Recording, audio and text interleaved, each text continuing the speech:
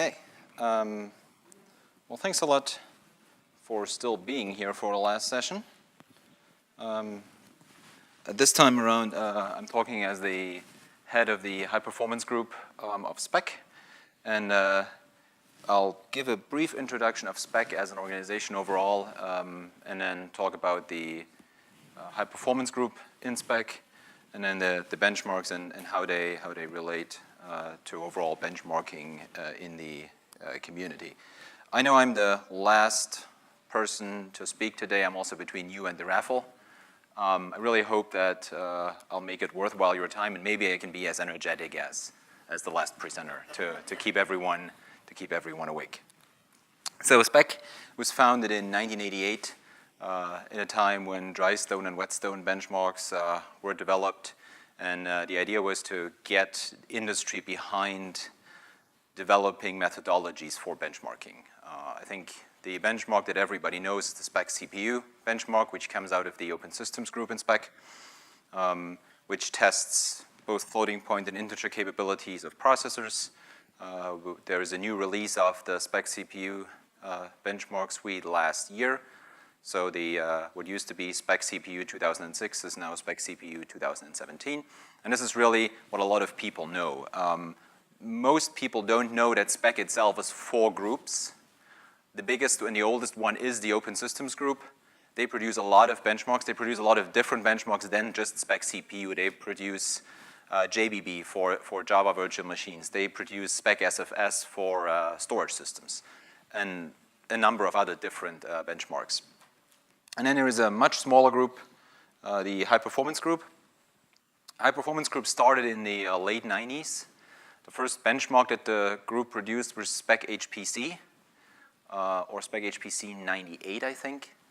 And then it was quickly followed by SPEC OpenP 2001, which was the first benchmark from the group that was geared towards testing a specific parallelization paradigm, as in OpenMP, that was new at that time. And then there's an MPI benchmark suite and one for accelerators. SPEC overall is 135 institutions as of more or less yesterday, which is an interesting mix. The vast majority of members of SPEC are commercial entities. And then there is a good number of academic institutions as well. Within the High Performance Group, it's much more balanced, as in we have about 10 companies. We have 10 companies that are members and 20 academic institutions.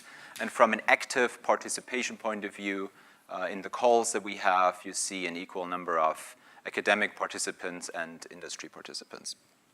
It's we have maybe we still have a number of participants in the room from the companies and also from the universities. It's an interesting mix from both North America and Europe. There's a number of participants from Asia in the High Performance Group as well. It's just really hard, once you get to all 3 different major time zones, it's hard to schedule a call that's convenient for all 3 time zones. That makes it very hard for people from Asia to attend some of the calls that we have.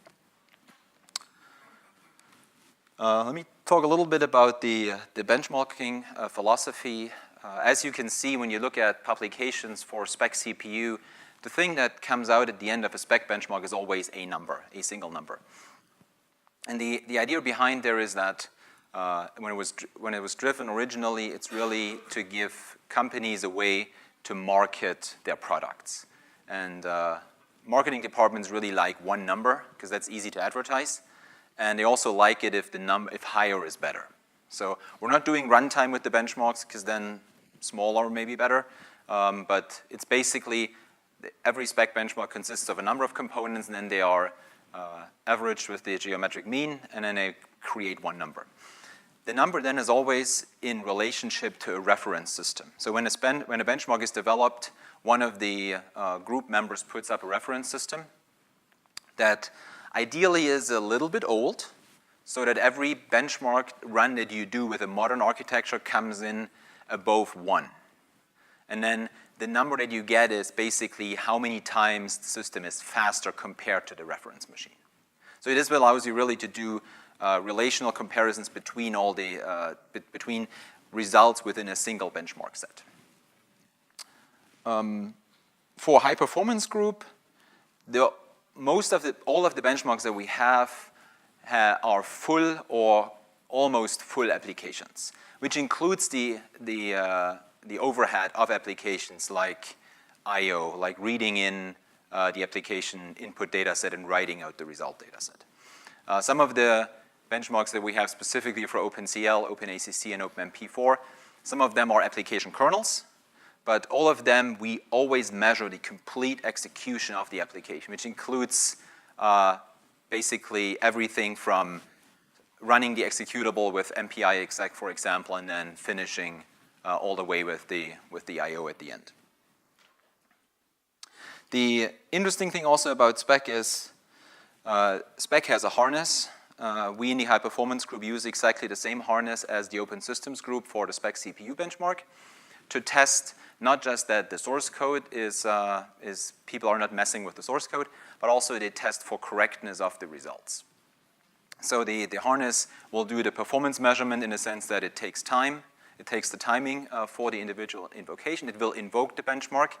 So if you do a SPEC run within a batch system, you basically put it in the batch system, and then the only command you do in the actual batch job is the execution of the benchmark through the harness. And then the harness will also run, which is outside of the timing, but it will run a correctness script for every benchmark to check that the result is more or less within a certain interval of what the expected result is, to more or less guard against overly aggressive compiler optimization or tampering with the algorithm. All SPEC benchmarks come in a certain hierarchy. The first one is the benchmark suite itself, for example, the SPEC Accelerator Benchmark. And then within the benchmark suite, there is a benchmark, which is the parallelization paradigm that is being tested, in this case, OpenMP. Under that, you have a data set size, medium, and then the actual application. Most benchmarks come with at least 3 data sets. A test data set that basically is the shortest possible way how to execute an application, just so that one can basically test that the compiler produced the correct executable and the application runs. There's a training data set in case profile-guided optimization is used in the compiler that you can use to represent a meaningful run of the applications, but not a full run. And then there's a reference data set that may come in different sizes, like medium or large. That is the actual run that you care about, the timing. The benchmarks support a base and a peak configuration, where a base is something that everyone has to run. You cannot publish a peak result without a base result. In the base run, you have to use the same optimization flags for all benchmarking components. And the only thing that is allowed to use are portability flags. So if you have a little endian to big endian conversion that you need to do, that's a compatibility flag. If you have to set data type sizes or something, that is a compatibility flag. And then you can apply that to individual benchmarks as well. But the idea of base is really find a configuration that runs well for most applications on the system. And then in peak, people that run the benchmark are free to do whatever the compiler can get out of the application. So you can be aggressive with optimization. You can even run it at different thread counts. So if you have a system that does a lot of I/O and you want a certain application in the benchmark requires running with fewer MPI ranks than you have cores in the system, for example, but all the other ones can use a full node, then you can do that in a peak configuration. There's not a lot of peak results submitted because to a large extent, it's a benchmark of the application engineer or the benchmarking engineer in how much time do you have to find the optimal configuration of a benchmark on a specific system. And base is really something that gives you a good idea of how it compares to a base run on a different system. The one certain issue with SPEC benchmarks is that they're not as easy to publish. So if you want, either as a research institution or as a company, publish a SPEC result, you have to obtain a benchmark. I'll talk about the pricing in a second. then you have to basically produce a complete run that verifies and put in the system documentation. This can take some time depending on whether you can copy somebody else's system documentation or whether you're running in a complete novel architecture. So for example, at IU, we've submitted the first result on a Cray system, and then documenting, for example, the arrays or the Gemini interconnect is not as straightforward in the SPEC Benchmark Suite.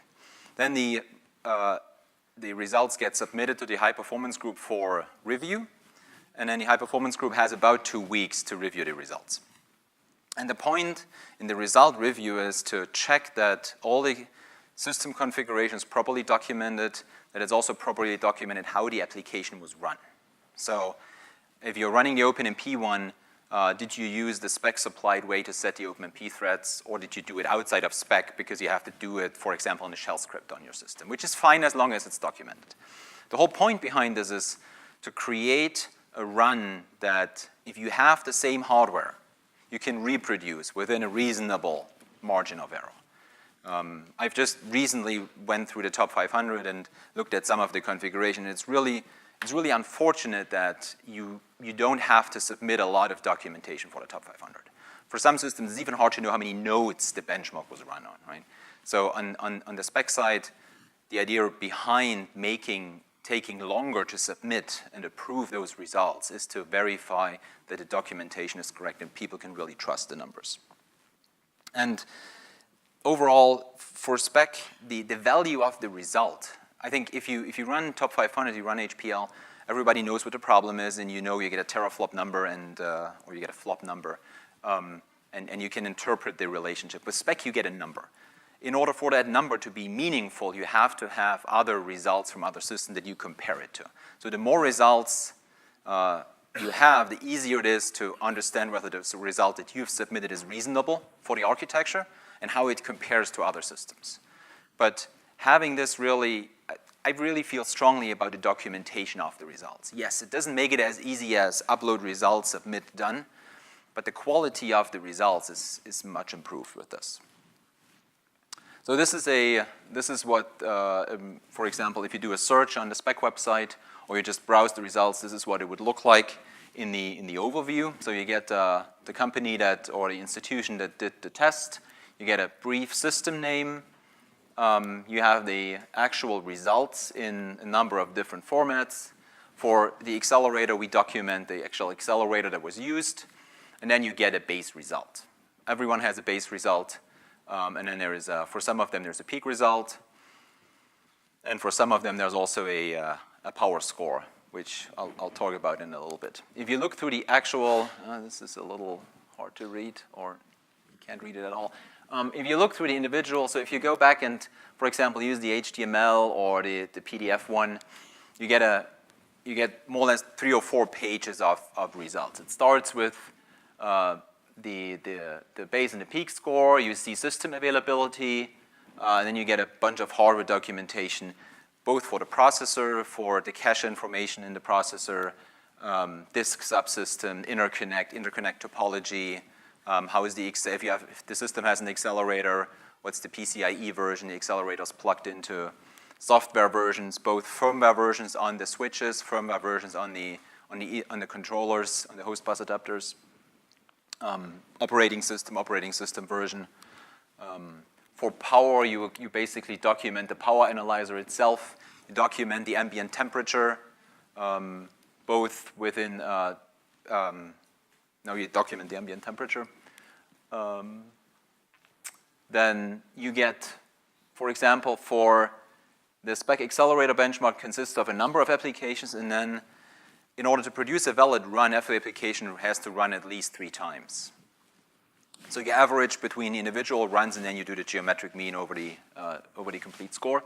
But you see all the individual information. You can basically see for every run which one of the runs was taken, was selected by the harness as contributing to the final score. But you can also see if there are vast variations between runs.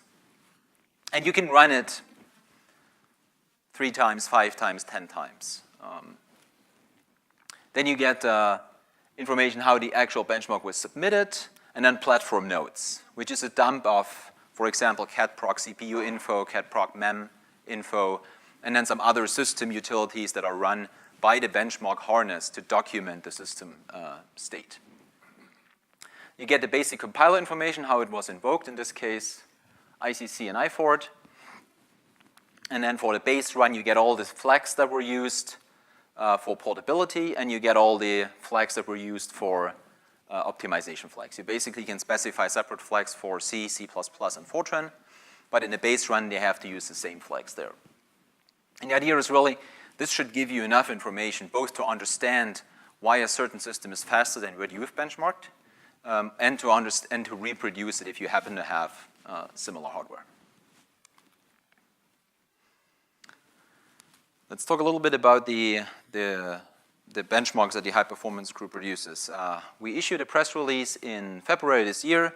After careful analysis, we decided to make the benchmarks of the High Performance Group freely available to non-profit organizations, which is a big change to what we've done in the past, and we believe that this will further stimulate usage of the benchmarks in the community.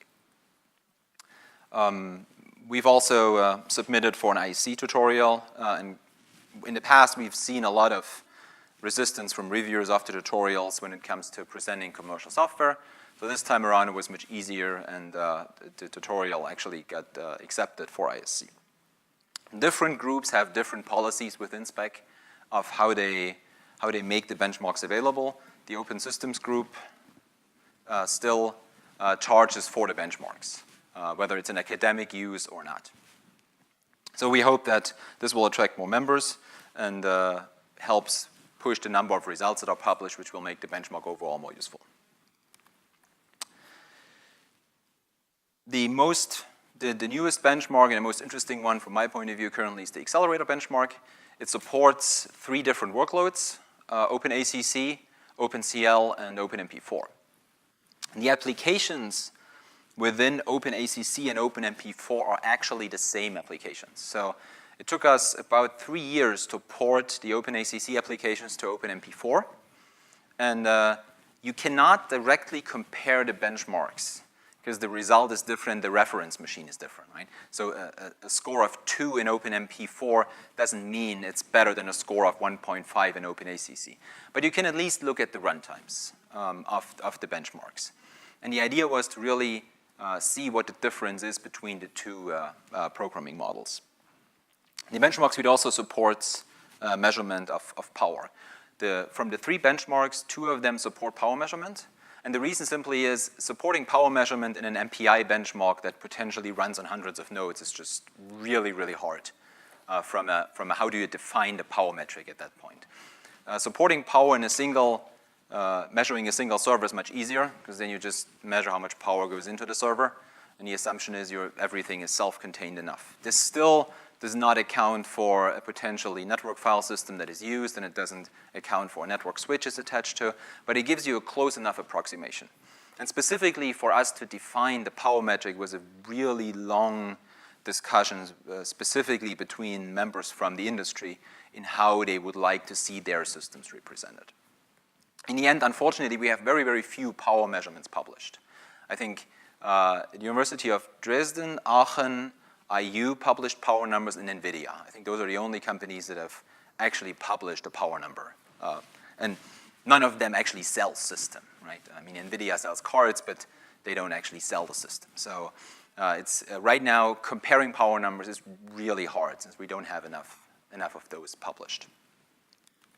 Do you have any idea how they measure the power of, for instance, cars collecting? Yes. So SPEC is also working with the EPA to define power metrics for how they are measured in servers. So there's a whole subgroup in SPEC that deals with nothing other than power. There's actually a SPEC power benchmark that's based on a JVM that will step up system utilization from like 10, 20, 90 to 100%, and then give you power curves. We've used the exact same methodology. There's a number of certified SPEC power meters that you have to use to do the testing, and it's I took it out, but we have a setup where we do power measurement. It's involved. It's involved, and The documentation also has a definition of what the expected error is, which is, I think, 1 or 2%. It's rather small. So it's a very nice measurement. Which probably also contributes to why you see so few submitted results, because it's not that straightforward to measure. Yeah, but these numbers that from the servers or the Yes. MPI, Yeah. No. You hook the power meter into the AC input of the server. Yeah. So you get, and then you get it. You get internally. You get it in average watts and in kilojoules. so we have to do it similar, but we wanted to collect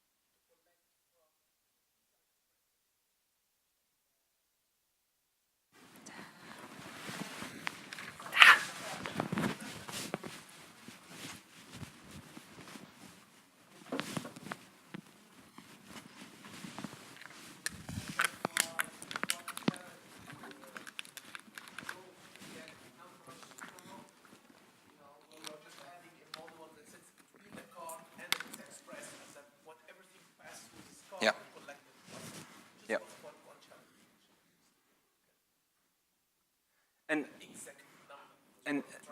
And what you get here is you get the whole server, right? So something that we look at is we had, at one point we had a system where we had a GPU and a PHY in. So we actually took out the PHY to do the GPU measurement, because otherwise you pollute the measurement, right? So the amount of time we spend defining how to measure power is in no relationship to the number of published results, unfortunately. Right? Everybody was super worried about that. OpenP 2012 also supports power measurement in the same framework. So you measure the power of the whole server that is under test, and it scales well to 256, 512 threads, which when we developed it was tested on SGI, Altix, and UV systems, and then I mean nowadays you get to a lot of those. You get to a much larger thread count just with regular systems. And then currently the oldest benchmark we have is SPEC MPI, 13 applications, does not support power because of the sheer how difficult it is to define how you do the power measurement, and scales to about 2,000 MPI ranks. Whether they are within a single node or across nodes that's not relevant. This gives you an idea of the number of published results, which is nowhere close to top 500, right? I mean, the top 500, you get 500 results and you get like 200 new every half a year. But this gives you an idea of how popular the benchmarks are and how many results there are. So the most popular one to date was SPEC OpenP 2001, which was really out there for a long time before it was retired in 2013 when we published OpenP 2012.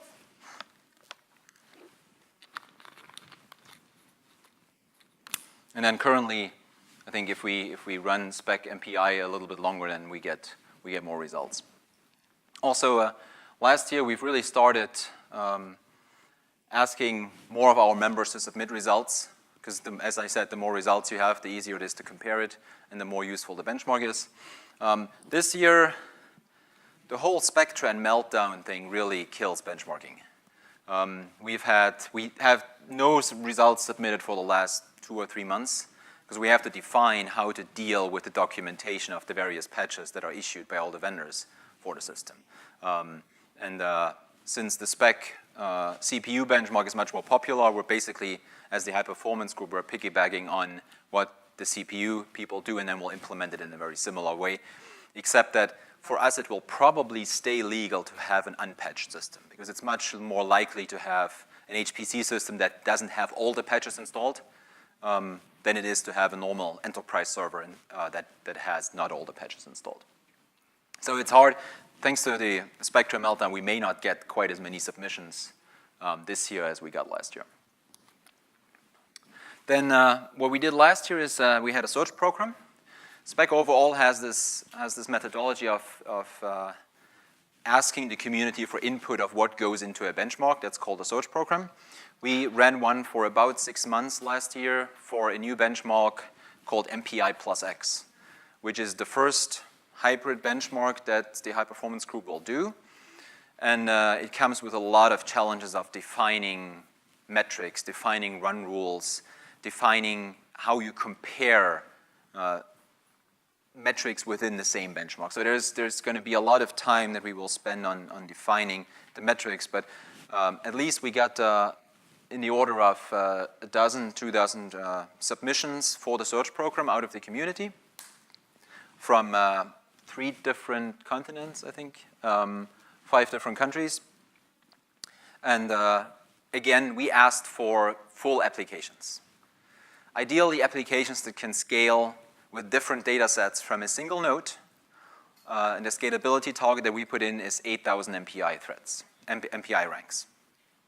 So the hope is that with different data sets, hopefully just like 3 or 4 different data sets, you can use the same application to go and benchmark a single node, maybe with 1 or more accelerators, all the way up to 8,000 nodes.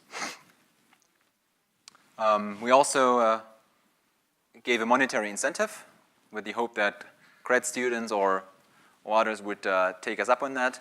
And at least, I think, 30% or so of the submissions come from people that are eligible for the up to $5,000 if the benchmark makes it all the way into the final benchmark suite. Let me spend a few minutes on the use cases, which is, I think, should be of interest to, because nobody does benchmarking just for the fun of benchmarking, but you do this because you care about setting yourself apart from the competition, understanding how a programming paradigm is different to another one.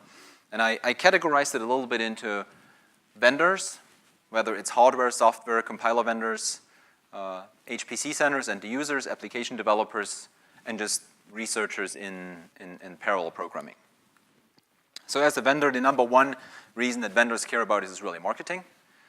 You see this, for example, in Intel. Intel usually publishes a SPEC OpenP score with most of their new processors. And Intel also will publish some of the SPEC MPI numbers that they run. And they really use the SPEC benchmarks to show how much faster a processor is compared to the previous incarnation. What we've also, what is nice for the High Performance Group is also the help we get from industry, because they contribute to benchmark development. It helps them understand the benchmark. It helps them in RFPs when the benchmark is part of the RFP process. And it also helps them drive benchmark development towards features that they do particularly well. We're lucky that we have a number of vendors, so we don't, as the academic, coming from academic institutions, we don't have to pay too much attention to make sure that one vendor is not driving this into a very particular direction. For example, when we did the Accelerator Benchmarks, we did not do a CUDA benchmark, because CUDA is really only supported by a single hardware architecture. So we did an OpenMP and an OpenACC and an OpenACCEL benchmark that, at least in theory, runs across multiple architectures and can be implemented on multiple architectures. Application developers, this is something that works very well with the call we had last year.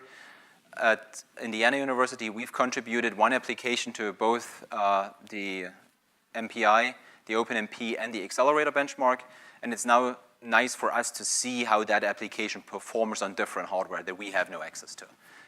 It's an application where some of our research groups do molecular dynamics with it, and seeing that perform on a power architecture when we have no access, for example, to power is interesting for us. So as an application developer, seeing how others run your applications as part of a benchmark with different compilers on different systems is interesting. At IU, we also put at least the OpenMP and the MPI benchmark into our procurement process, because it gives us a nice metric to compare. And usually we are not spending this much money that we can ask vendors to optimize codes for our systems, but seeing how OpenMP and MPI perform gives us a nice mix of codes from different domains. Things like NAMD are in there, WRF is in there, so you get an idea of how some of the bigger codes that run on our systems perform on a proposed architecture. Regression testing, as the last presentation was about, we have for quite some time run SPEC MPI and SPEC OpenMP after we did maintenance, because you get an idea of the overall system performance across the applications. It's a little long, so I think going with something like reframe is easier in this case, simply because you can run a larger number of tests more quickly. But that would also be one way to do regression testing after maintenance. For researchers, scalability studies are interesting, both for interconnect and multi-threading. Specifically on MPI, when you look at the published results, you will see that most vendors submit a full MPI scalability study. So you start with 16 MPI ranks, you go up to 128, 256, and then you can actually draw a nice scalability curve with this. Or looking at how different compilers implement different parallelization paradigms. So this is, I'll just have 2 or 3 slides of what you can do just with published results. So this is just an interconnect study we put together to see how our Big Red 2 system compares, which is C on Aries. And this is not meant to be an apples-to-apples comparison, right? There's different processes in there, there's different interconnects, but it gives you an idea of how they perform on an application point of view. It doesn't give you low latency versus high bandwidth, but it gives you an overall idea. And specifically, you see how, I mean, the new Intel processor Goal together with a dual rail InfiniBand fabric is really fast compared to some of the other things that we have published results for. And all of those are from published results on the website. And compiler evolution. This is something that, as Sydney said, I'm also engaged in the OpenACC development community. It's interesting to see, specifically for new parallelization paradigms, how developers, how compilers evolve over time. So this is, we have for, I think, 4 years in a row, 3 years in a row, have published SPEC accelerator numbers for the OpenACC component, both with the Cray compiler and the PGI compiler. Unfortunately, to the point where the Cray compiler doesn't build the benchmark set currently anymore.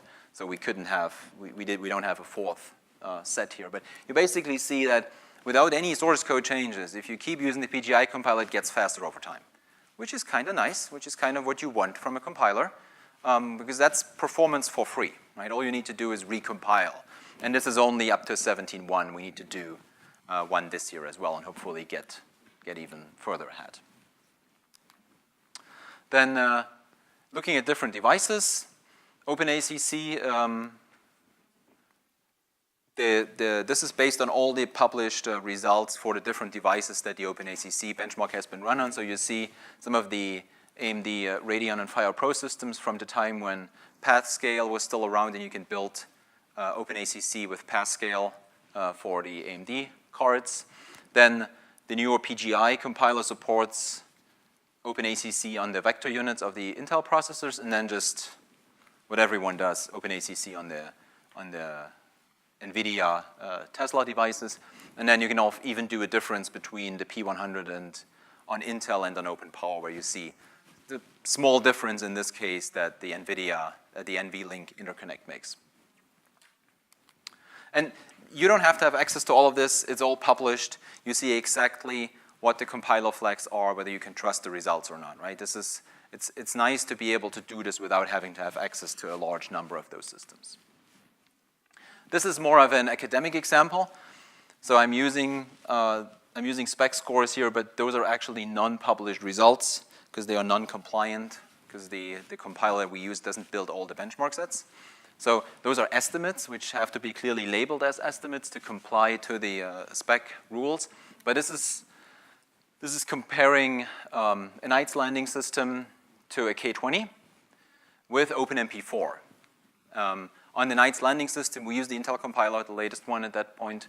And then on the K20s, we use the Cray compiler, which supports OpenMP4 offloading to GPUs. Unfortunately, it only builds a subset of the benchmark, but you can clearly see that if you do a comparison based on peak teraflop, there's a good ratio of a factor of 2 between a K20 and a KNL.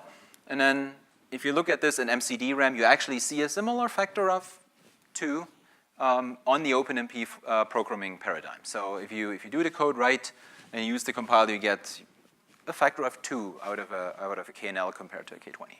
Again, not a published result since it doesn't build all the codes, but for the ones that it builds, it performs reasonably well. All right. Contribution. First of all, what we're always looking for is result submissions. I've outlined what the result submission process is like. It's not super straightforward, but there are good reasons for the result submission process taking a little bit longer. And then after joining SPEC, which for academic members is $900 a year, and this basically pays for our share of the SPEC infrastructure. So SPEC as a whole organization provides internal Git repositories. It provides infrastructure for doing calls, doing annual meetings. And the way the costs are broken down is that each group pays a fair share depending on the number of members that they have in SPEC overall. So $900 for academics, and I think $8,000 for industry members. Then once you are part of SPEC, you can help out in various ways. One, again, is result submission. The other one is helping with result review. As I showed earlier, we had about 120 or so results last year, and usually we have a primary reviewer that is assigned to those results, and then a secondary reviewer that looks that over. So that's something that we can always use help with. Contribute an application. You don't have to be a SPEC member to contribute an application. If you still have a code you haven't submitted last year because you didn't see the press release or you didn't know about it, talk to me afterwards. We're still taking candidates.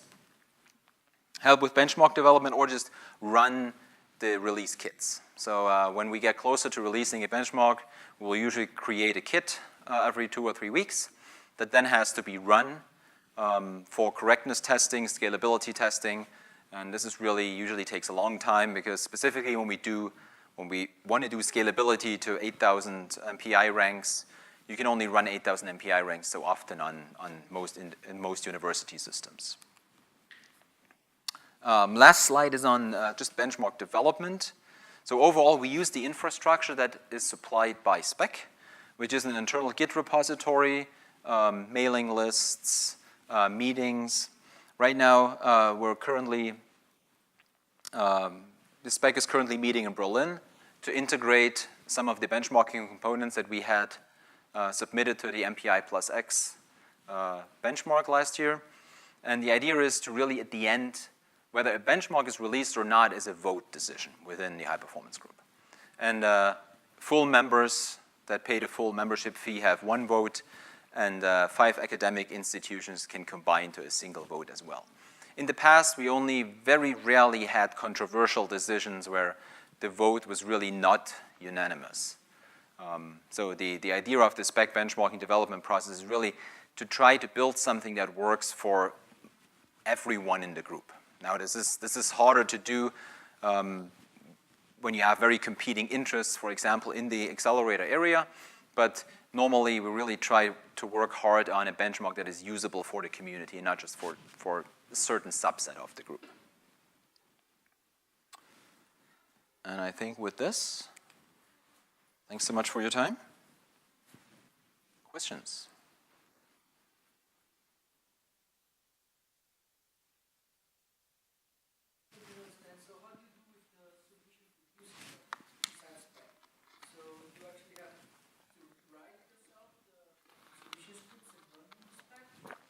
You basically submit a job to Slurm or PBS, and then SPEC run will detect, you can basically then put MPI run or AP run as the run command inside the job. So you run it like any other application on the system, and it has support for specifying a specific command depending on what your weird scheduler is.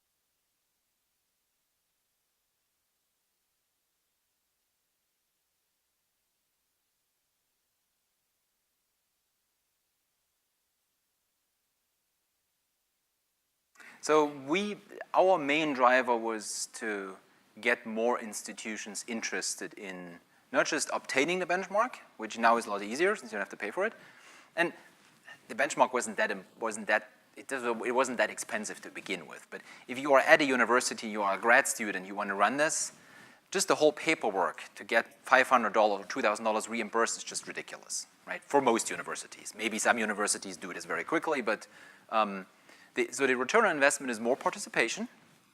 Hopefully, more people who try it out first, right? I think the convincing people of the value, I can give a lot of those talks, but that doesn't really do all that well with driving participation. People need to see the benchmark and see what they can do with it. Making the benchmark free makes it easy to give it away, and then hopefully a larger number of people who will run the benchmark will also be enticed to submit results or contribute to the development. So we don't have an exact number that we're shooting for, but that is the major hope is really more participation.